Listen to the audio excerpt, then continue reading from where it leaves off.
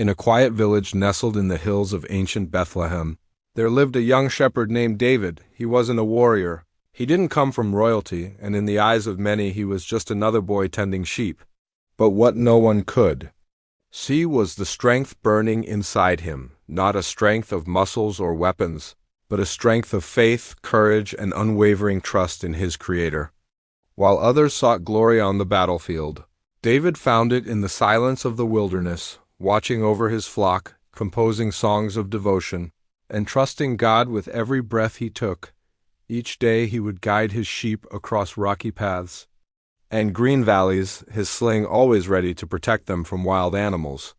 Lions and bears had tried to steal from his flock, but David, though young and alone, fought them off with nothing more than a sling and his unshakable faith.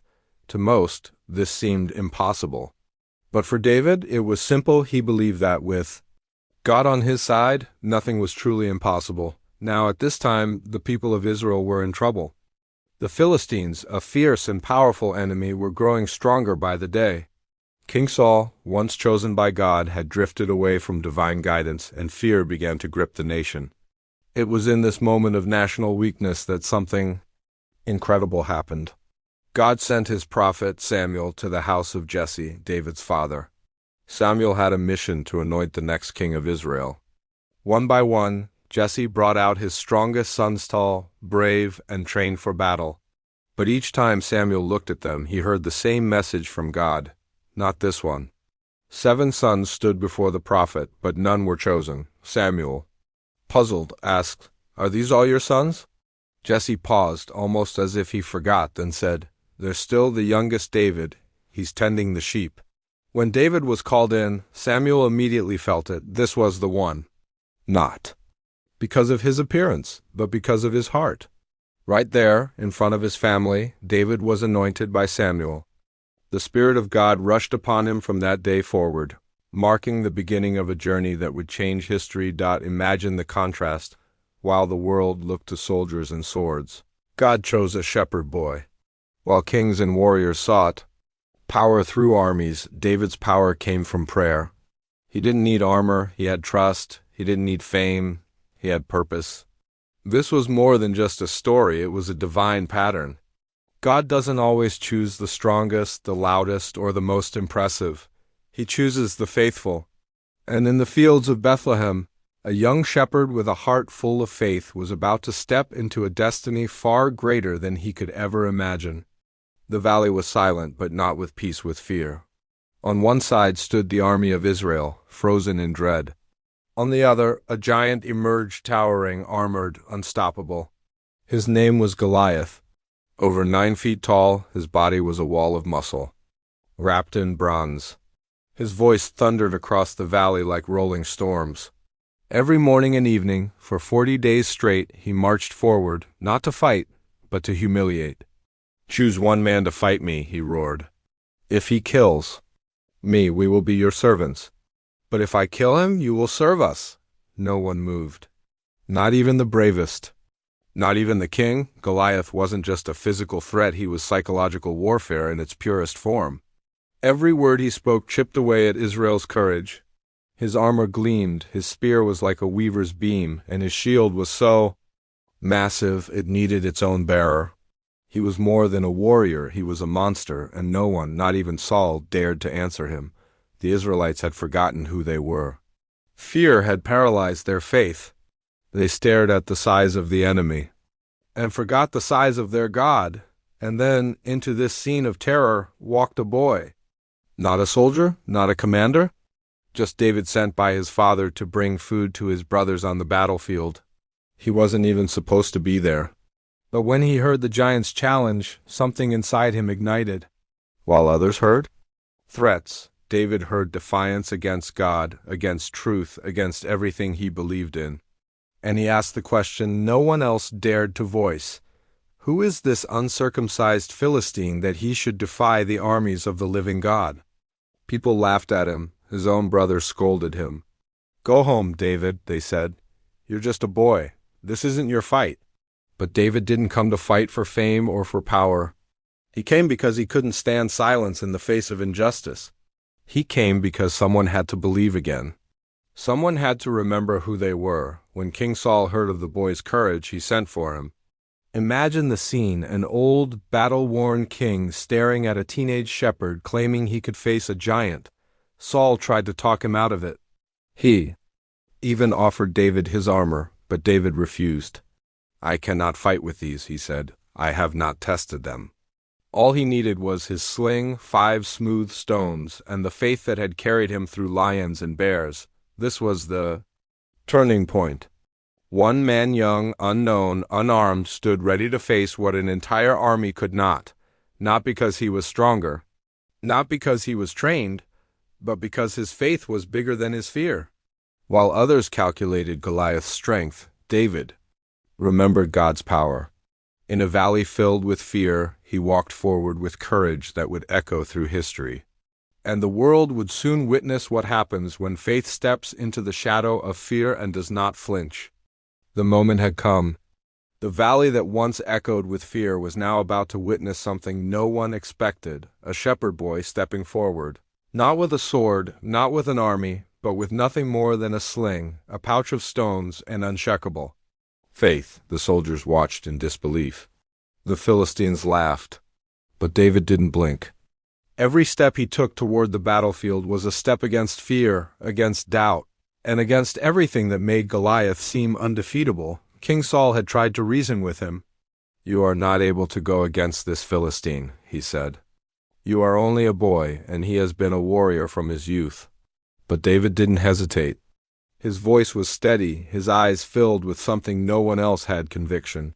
"Your servant has killed both lion and bear. This Philistine will be like one of them, because he has defied the armies of the living God." He wasn't bragging. He wasn't bluffing, he was remembering. Every trial in the wilderness, every battle fought alone, had prepared him for this moment. And now his time had come. Saul, out of options, agreed to let him go. He offered David his own royal armor. But when David tried it on, it felt wrong, heavy, restrictive. It didn't belong to him. He took it off, walked to a nearby stream, and carefully chose 5 smooth stones. Not because he needed 5 one would be enough, but because preparation is part of faith. Then he gripped his sling, breathed deeply, and stepped onto the battlefield. Goliath saw him and burst into laughter. "Am I a dog," he growled, "that you come at me with sticks?" His armor-bearer stood beside him, carrying his massive shield. He looked at David and shouted curses, mocking him, mocking Israel, mocking God. "Come here," he roared, "and I'll feed your flesh to the birds of the air and the beasts of the field." But David didn't flinch. He didn't shout back. In fear he declared truth. "You come to me with sword, spear, and javelin, but I come to you in the name of the Lord of hosts, the God of the armies of Israel, whom you have defied. Today the Lord will deliver you into my hand." It wasn't arrogance, it was raw, pure faith. He didn't see a giant. He saw a man standing in defiance of God, and that man was already defeated. Then, without waiting, without hesitation, David ran toward Goliath. The entire army watched, breathless. 1 smooth stone, 1 sling, 1 shot. It flew through the air, silent and precise, striking Goliath in the center of his forehead. Time seemed to freeze. The giant stumbled and fell just like that. The earth shook as he hit the ground. Silence fell across the valley. And in that moment, one truth became clear to all: victory doesn't come from weapons or size. It comes from courage, from faith, and from the heart that dares to believe when no one else will. The giant hit the ground with a thunderous crash. For a moment, time stood still. The battlefield, once roaring with the taunts of Goliath, fell into complete silence. No one could believe what they had just witnessed. A boy, just a boy, with no armor, no sword, no army, had brought down the fiercest warrior the Philistines had ever known. And he didn't just knock him down. David ran to the lifeless body, took Goliath's own sword, and finished what he had started. That day, the fear that had paralyzed Israel for 40 days was shattered by a single act of unshakable faith. As the Philistines saw their champion fall, panic spread like wildfire. They turned and ran.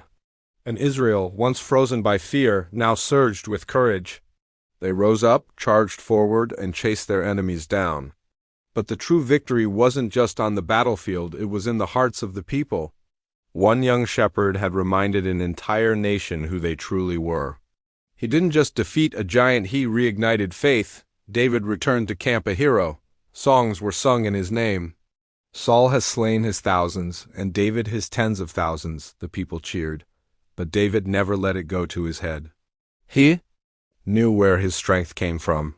It wasn't the sling. It wasn't the stone. It was God. It had always been God. And David's story didn't end with Goliath, it was just beginning. This moment would mark the rise of a future king. A king not chosen by politics or popularity, but by purpose. David would go on to face many more battles, both outside and within. He would win victories, suffer defeats, make mistakes, and seek forgiveness. But what made him great was never his perfection, it was his heart. A heart that always turned back to God, a heart that believed. Even when the odds said no, the story of David and Goliath isn't just ancient history, it's a living message. It reminds us that giants still exist today. They come in the form of fear, failure, doubt, and impossible challenges. But like David, we don't need to be the strongest or the most skilled. We just need to be willing. Willing to step forward when others step back. Willing to believe when others lose hope. Willing to fight not with hate or anger, but with courage and faith. So the next time you face a Goliath in your life, remember David, remember the valley, the stone, the sling, and the heart that believed. Because sometimes the most powerful weapon you have is faith. If this story inspired you, don't forget to like this video, subscribe to the channel, and share it with someone who needs a reminder that even the smallest voice can defeat the loudest giant. Your support helps us bring more powerful stories to life. Until next time, keep believing, keep standing, and never forget, giants do fall.